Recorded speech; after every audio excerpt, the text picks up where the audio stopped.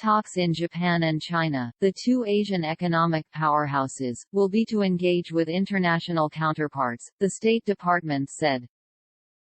Tokyo, August 31. U.S. climate envoy John Kerry arrived in Tokyo for talks on Tuesday with Japanese Prime Minister Yoshihide Suga and other officials on cooperation on carbon emissions and cutting support for fossil fuels, especially coal, before heading to Beijing. Talks in the two Asian economic powerhouses will be to engage with international counterparts on efforts to address the climate crisis, the State Department said in a statement on Monday, Washington time. The former Secretary of State has led U.S. efforts to convince the global community of the threat of climate change and urge the acceleration of efforts to curb carbon emissions.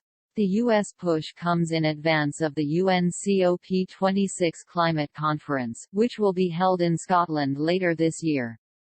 In Japan, discussions are likely to focus on the country's continued support for coal, the dirtiest fossil fuel. Japan is the only G7 country building coal-fired power stations as it struggles with the aftermath of the Fukushima nuclear disaster, which led to the shutdown of most of the country's reactors. Kerry's visit to Japan and China comes after the U.S. Treasury said earlier this month the United States would oppose most involvement of multilateral development banks like the World Bank in fossil fuel projects.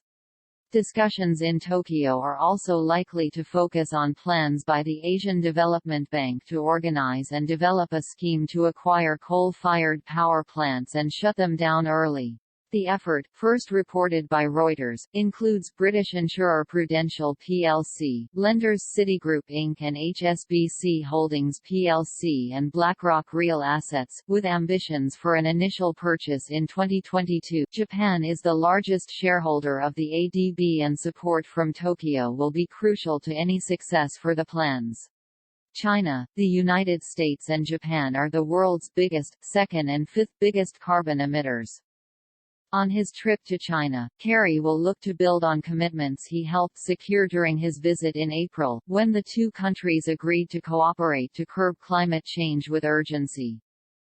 China has pledged to enhance ambition on curbing climate change, and is set to announce new measures before the end of the year. Activists are watching for any new pledge on coal, with many hoping that Beijing will stop financing overseas coal-fired power plants.